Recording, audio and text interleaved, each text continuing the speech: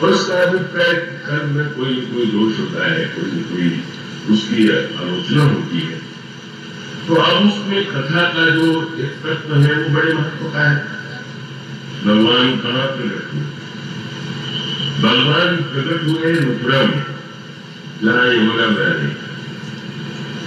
पर यमुना के इस किनारे और उस किनारे में तो बहुत बड़ा अंतर है। यमुना के इस किनारे पर कंस का राज्य और यमुना के दूसरी ओर गोकुल, जहाँ नंद बाबा रहते। और उसका अर्थ क्या हुआ? यह जो कर्म की नदी है, इसके दो किनारे, एक और वह नदी, यह कर्म की नदी जिस पर राज्य कर रहा है कंस। पर भगवान ने तो जन्म लेते ही वसुदेव जी को आज्ञा दिया कि तुरंत यह मुझे ले चलो, उस पार मुझे पहुंचा दो। और कितनी सही बात, यह कंस कौन है? वही फिर व्यवहार की कुशलता का संकेत मिलता है। तो वसुदेव और कंस वो तो निकट संबंधी, जिन देवकी के गर्भ से भगवान ने जन्म लिया है वह तो कंस की ही बनेंगे। और कंस कितना व्यवहार कुशल प्रतीत हो रहा। तो ये वर्णन है विवाह हुआ, जब विदाई का अवसर आया तो विदाई के अवसर पर सारथी रथ लेकर के आया और वसुदेव देवकी से कहा गया बैठे।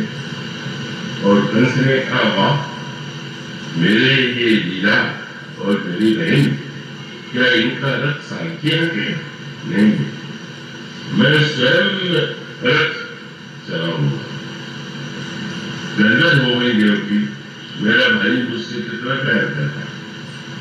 ये देखो, राजा होने पर भी रथ हाँकने के लिए आ गया।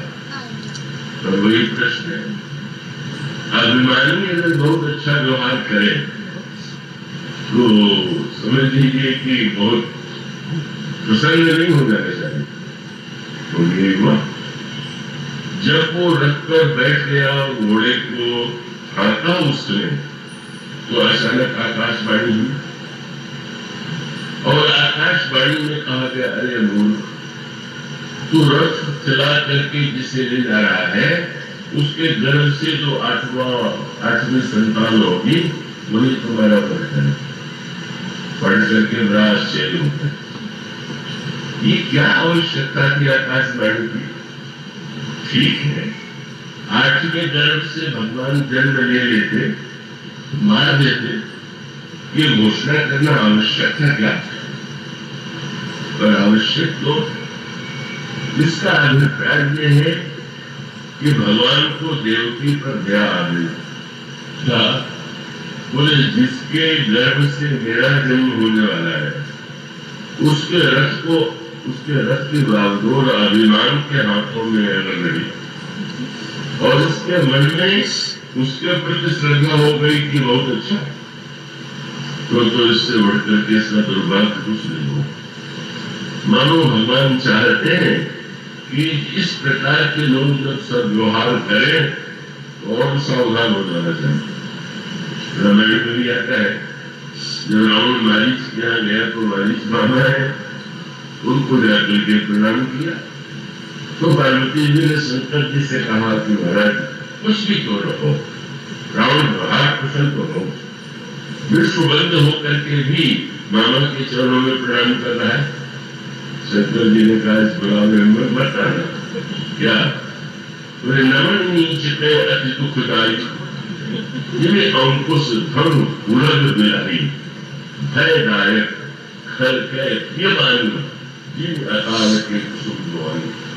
उन्होंने कहा, जैसे सर्प किसी को देख करके ऊपर परम और वो झुके और प्रसन्न हो कि मुझे प्रणाम कर रहा, तो उससे बढ़कर मूर्ख कौन हो?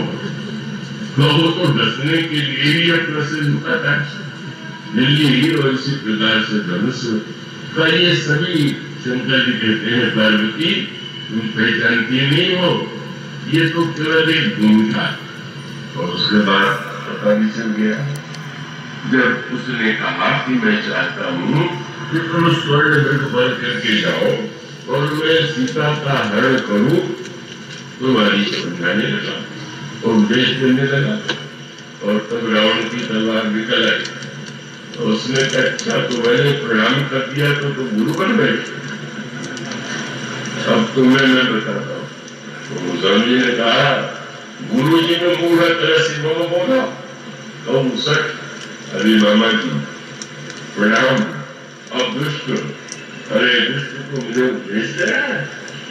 मतलब शंकर जी का अभिप्राय ये है कि बुरे व्यक्ति को बुरे रूप में जानना बहुत अच्छा है। बुरे व्यक्ति को अच्छा मान करके तो बहुत बड़े भ्रम में पड़े। तो भगवान की मानो कृपा थी, और वो कृपा यही थी कि भगवान ने उसी क्षण जब रथ पर वो बैठ करके चला तो एक क्षण में भगवान ने वास्तविकता प्रकट कर दिया। और प्रकट करते ही क्या हुआ, कंस रथ से कूद पड़ा और कूदे ही नहीं पड़ा। जिस बहन का इतना सम्मान जिसके प्रति प्रदर्शित कर रहा था, उसका बाल पकड़ करके उसको नीचे खींच लिया और तलवार निकाल करके सिर काट दिया। बसदेव जी ने बहुत अनुरोध करके प्रार्थना करके ये वचन देकर के कि इसके गर्भ से जिस बालक का जन्म होगा, जितने संतानों का जन्म होगा, मैं सौंप दूंगा। तब कहीं जाकर के उसने अच्छी बात की। और उसके बाद यह भूमिका तो भगवान की, और फिर दूसरी भूमिका संत की। और वो संत की भूमिका क्या थी कि जब पहली संतान हुई तो उस संतान को उस देव जी ले आए कंस के पास भेजी थी। और कंस ने कहा कि नहीं, तुम बड़े सत्यवादी हो, तुमने अपने वचन की रक्षा किया है और इस पुत्र से तो मुझे कोई भय नहीं है, तुम इसे वापस ले जाओ। वैष्णव जी लौटे और तब दूसरा दृश्य आ गया, नारद जी आ गए। नारद जी एक महीने भगवान ने आकाशवाणी, और अगर दूसरी बार कंस की उदारता जैसी लगी तो नारद जी आ गए। और नारद जी ने कंस से पूछ दिया, आश्चर्य का अर्थ क्या होता है? और तब उन्होंने एक कमल सामने रख करके कहा कि ये तो पंखड़ी है, जो व्यक्ति जहां से बैठा है वहां से गिनेगा तो हर एक व्यक्ति को तो 8वां अलग अलग लगेगा, पता नहीं देवताओं का 8वां कौन सा है। व्यास का उद्देश्य दो उद्देश्य, मैं ऐसा कहता हूँ क्या मनोरंजन की दृष्टि से नहीं बल्कि इसको समझने के लिए सुनेंगे। एक तो यह बताना कि फिर भ्रम है, फिर तुमने मान लिया कि नहीं कौन सच्चा भी है। और उसके साथ साथ एक सूत्र यह है कि कंस ने उस पुत्र का वध कर दिया, 6 संतानों का वध किया। नारद जी की बात सुनकर आध्यात्मिक अर्थों में ये 6 पुत्र जो है ये सद्गुण है। तो देवकी और वसुदेव के द्वारा जिनका जन्म हुआ वो सद्गुण है, किंतु वे सारे 6 पुत्र जो थे वो कंस के द्वारा मार दिए गए। और इसका अर्थ क्या है कि भगवान के आगमन से पहले जितने पुत्रों को, सद्गुणों के पुत्रों को आप जन्म देंगे, अभिमान का कंस उसको मारेगा नहीं। अभिमान तो है, सद्गुण है, और किसी श्रेष्ठ विचार को जीत नहीं है। बाद में भगवान ने मां की इच्छा पूर्ण करने के लिए इनको फिर से जीवित किया।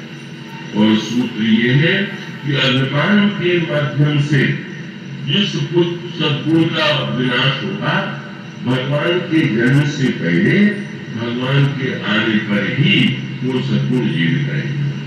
और यही सूत्र हमारी संस्कृति का, हमारे सनातन धर्म का है कि आप जितने सद्गुण हैं, अगर अभिमान के कारण आप अच्छे कार्य करते हैं तो आप निश्चित समझिए कि वो चिरजीवी नहीं होंगे, उनका विनाश असंभावित है। और तब भगवान वहां प्रकट होते हैं, पर वो आदेश यही देते हैं कि नहीं, मेरे यहाँ पालन हो सकता है, अभिमान की भूमि में मैं रहूंगा और तब उन्होंने क्या सुंदर बोले, इसी नदी के उस पार, कर्म की नदी के उस पार जो है वो दिव्य भाव की नगरी है, गोकुल है, जहाँ नंद बाबा निवास करते हैं, जहाँ यशोदा जी निवास करती है, जिनका हृदय भावना और प्रेम से सराबोर है। और इसका अर्थ है, कर्म से जब तक हम ऊपर नहीं उठेंगे और कर्म के इस किनारे को छोड़ करके भाव के किनारे पर नहीं पहुंचेंगे, जब तक गोकुल गांव में तब नंद और यशोदा नहीं होंगे, तब तक भगवान का लालन पालन, भगवान की लीला वो साकार नहीं हो सकती। और उस संदर्भ में भी बहुत बढ़िया बात है कि भगवान को वसुदेव लेकर के जा रहे थे, तो उसमें वर्षा में नदी में बाढ़ आ, और कर्म की नदी में तो बाढ़ आए करती, कर्म की नदी में उफान तो बार बार आता, और कर्म की नदी का उफान कैसे शांत हुआ, यमुना का जल बढ़ा, और जैसे श्री कृष्ण के चरणों का स्पर्श हुआ, यमुना का जल शांत हो। और इसका अर्थ है कि कर्म की नदी में उफान आता है, पर अगर उस उफान को हम मिटाना चाहते हैं तो भगवान के चरणों के स्मरण से उस उफान को शांत करना। वो वासना क्या उफान हो, अभिमान की कोई पूर्व में हो, और तब भगवान जाकर के वहां निवास करते हैं।